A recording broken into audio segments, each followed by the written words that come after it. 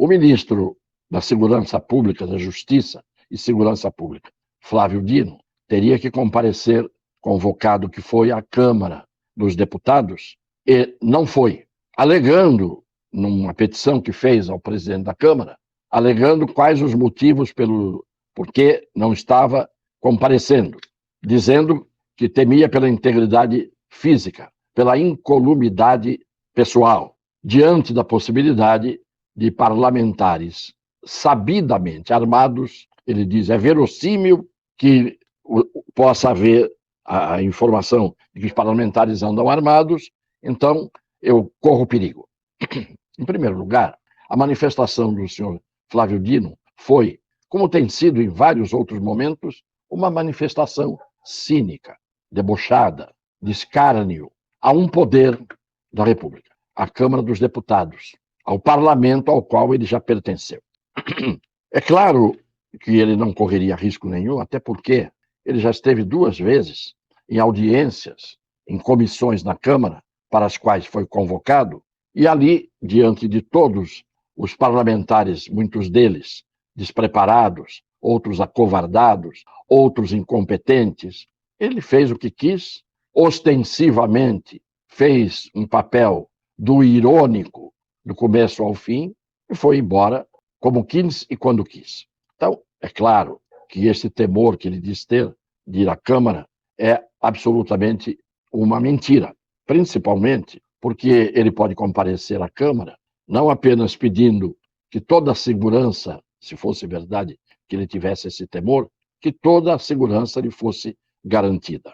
No dia 8 de janeiro, por exemplo, ele não teve nenhum tipo de temor e estava-se diante de uma insurreição nacional, não é isso? O que estava acontecendo no 8 de janeiro não era a tentativa de tomada do regime, e ele estava lá, refestelado na poltrona do Ministério da Justiça, absolutamente inerte, amorfo e omisso. Ele não foi porque não quis, ele não foi porque não reconhece o poder legislativo como um poder. Então, este cinismo do senhor Flávio Dino hoje, mais uma vez, é não medo quanto à sua integridade física, porque quem é ministro da Justiça e da Segurança Pública não pode sentir medo. Esse sentimento não pode ser inerente à pessoa de quem tem esse cargo. Ou o cargo está nas mãos de uma pessoa medrosa e ela não dá conta da sua função,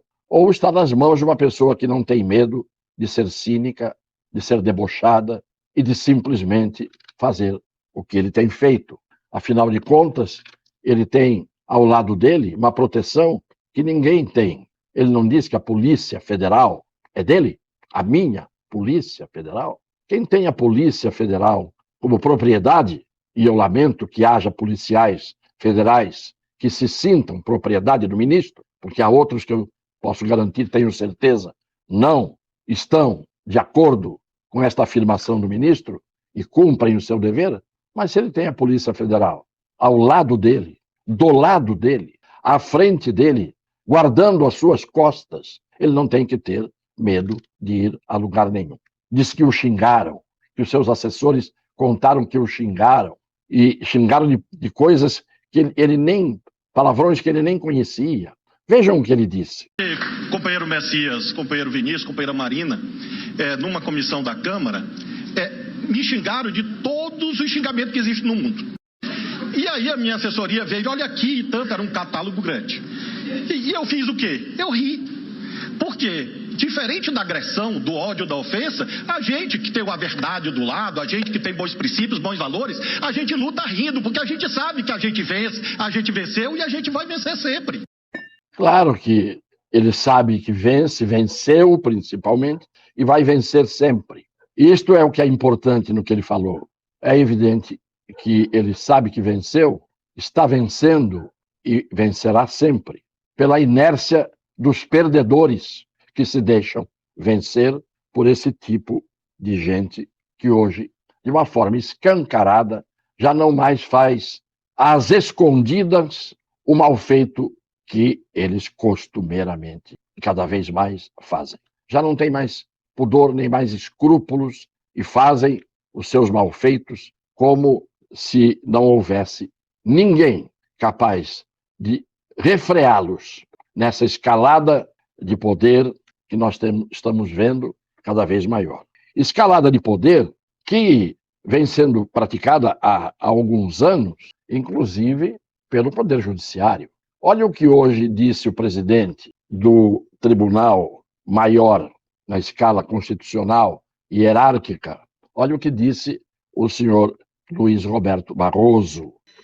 Além disso, do ponto de vista da democracia constitucional, o Executivo voltou ao seu tamanho natural, o Congresso recuperou as suas prerrogativas e o Judiciário vive um momento importante de ascensão política e institucional que dão um equilíbrio necessário para a proteção dos direitos fundamentais e da democracia. Numa democracia não há poderes hegemônicos, somos todos parceiros pelo bem do Brasil. É uma inverdade atrás da outra. Mas eu vou querer que se ponha mais um trecho do que ele falou hoje, num evento da Ordem dos Advogados do Brasil, para que depois eu faça um comentário. Ainda temos 30% da população brasileira em insegurança alimentar e, portanto, estamos falando de 60 milhões de pessoas. Um país com a condição econômica do Brasil não pode ter gente passando fome. Ainda temos problemas dramáticos de uma desigualdade abissal que nos envergonha. Segundo a Oxfam, 6 pessoas no Brasil, as 6 pessoas mais ricas, têm a riqueza de metade da população brasileira. 6 pessoas têm a riqueza de 100 milhões de pessoas. Tem alguma coisa errada nesse modelo que nós precisamos enfrentar. É uma verdade. Entre essas 6 pessoas, estão os proprietários da Rede Globo de televisão, por exemplo. E se formos ver em que nível está o grupo que compõe o Supremo Tribunal Federal, estão longe de estar entre os 100 milhões de brasileiros cuja renda se iguala aos 6 indivíduos brasileiros que têm essa renda igual a 100 milhões. Dá o nome de quem são esses. Vamos ver como chegaram aonde chegaram. E são com esses, e levando o tipo de vida que esses levam, é que alguns ministros vão cumprindo a sua função, vivendo entre Lisboa, Paris, Nova York, estando em Harvard, estando sempre em lugares que 100 milhões de brasileiros não conhecem e jamais conhecerão.